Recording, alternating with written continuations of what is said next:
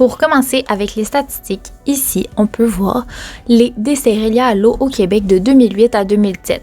On peut voir, en 2017, il y a 98 noyades. C'est énorme. Également, dans le diagramme des âges, on peut sous-entendre la tranche d'âge de 5 à 49 ans qui représente 42% des noyades. Ce 42%-là inclut également les adolescents et les jeunes. C'est pourquoi, par la suite, nous aborderons les risques pour les jeunes. Également, il y a davantage d'hommes que de femmes qui se noient. Ici, comme nous pouvons voir, la majorité des noyades se sont produites dans les rivières, dans les lacs ou les étangs, parce que c'est des lieux naturels qui n'ont pas de surveillance et où les gens sont souvent moins vigilants. Également, la majorité des noyades au Québec se produisent de mai à septembre, qui représente notre période estivale. Mais il doit toujours demeurer d'être vigilant durant notre période hivernale.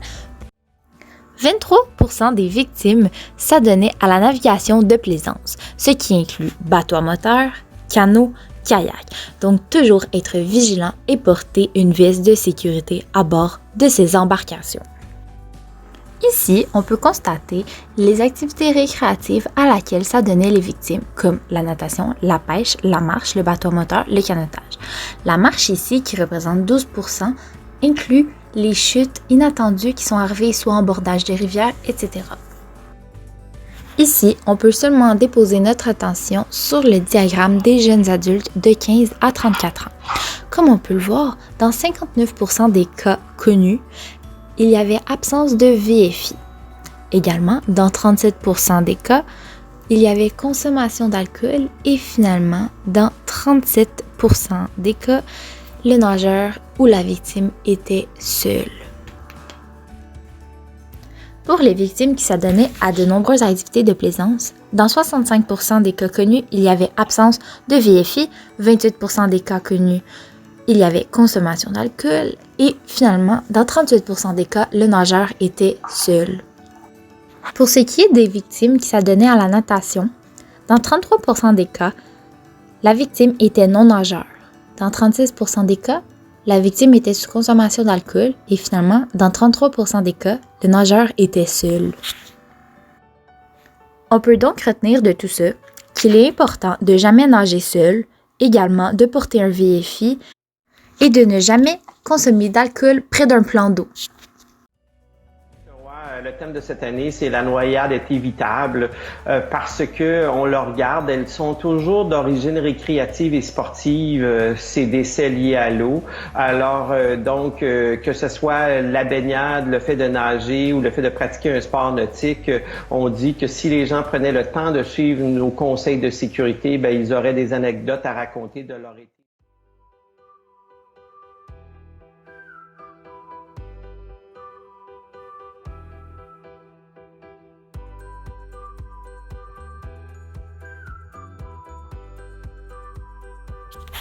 Chez les adolescents, une des plus grandes causes de noyade est l'augmentation de la témérité chez ces derniers, qui les inciteront à prendre davantage de risques.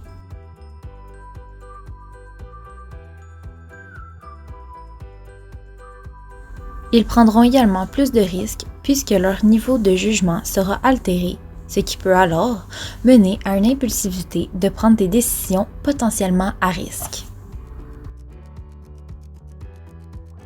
Donc, l'augmentation de la témérité et la baisse du niveau de jugement chez l'adolescent peut causer énormément de risques. Également, les deux jumelés vont mener l'adolescent à être insouciant des dangers potentiels qu'il pourrait y avoir dans son milieu, soit de baignade, soit de sport aquatique, bref. Il peut même aller jusqu'à mettre sa vie en jeu. Ici, c'est une petite affirmation que beaucoup de gens n'arrivent pas à distinguer, puisque énormément de gens savent se baigner, tandis qu'il y a moins de gens qui savent nager. La différence, c'est que baigner, c'est toujours rester dans sa zone de confort et ne pas pouvoir affronter les situations chamboulantes. Comme s'il y arriverait une chute à l'eau, la personne ne pourrait pas s'en sortir, puisque si une personne sait nager, la personne va avoir plus de facilité à se sortir de sa situation chamboulante.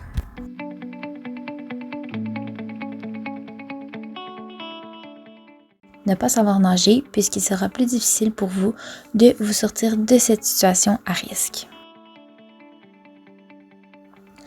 Être dans un milieu aquatique inconnu et ne pas savoir la profondeur peut également vous mettre à risque. Ne pas connaître sa limite peut également vous mettre à risque puisque vous ne serez pas capable d'évaluer à l'avance le moment où vous allez tomber fatigué et incapable de compléter votre activité aquatique. Finalement, ne pas utiliser un gilet de sauvetage lorsque vous pratiquez une activité aquatique peut vous mettre grandement à risque, puisque comme nous avons vu plus tôt, il y a de nombreuses noyades reliées au fait que les victimes ne portaient pas de gilet de sauvetage. Portez votre veste de flottaison. Donc, il y en a maintenant dans les modèles pour toutes les tailles et pour toutes les activités nautiques, là, parce que 8 fois sur 10, les gens ne portaient pas correctement leur veste de flottaison. Et je pourrais aussi dire, et puis on l'a vu encore avec les événements du week-end, là, c'est ne jamais vous baigner seul, peu importe votre âge. Une personne âgée, une défaillance, personne n'est à côté d'elle, peu importe le lieu encore là où elle veut aller se rafraîchir.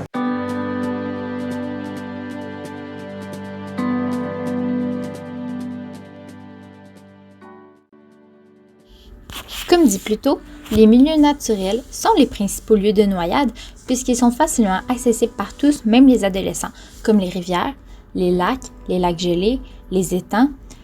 Également, le fait que la majorité de ces lieux sont non surveillés augmente le taux de risque. Également, une chute accidentelle dans l'eau peut vous prendre 1 minute avant de pouvoir reprendre pleinement conscience de vos actions afin de vous sortir de cette situation à risque.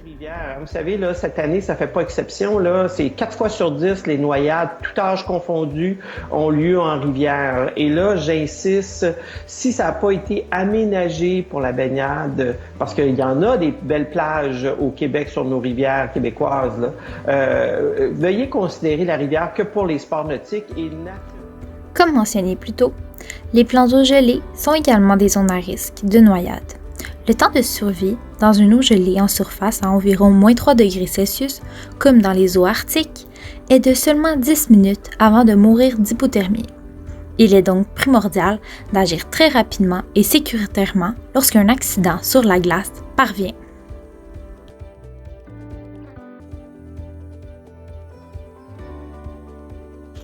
Une des premières solutions pour éviter la noyade est de prendre des cours de natation, autant chez les jeunes que chez les adolescents, afin de mieux maîtriser à nager et de pouvoir se sortir plus facilement des situations à risque.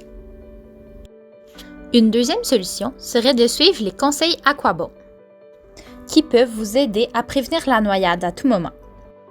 J'ai donc décidé de vous parler de 8 petits conseils Aquabon. Premier, apprenez à nager. Deuxième, portez un gilet de sauvetage. Troisième, agissez de façon responsable lorsque vous consommez soit alcool, drogue ou médicaments.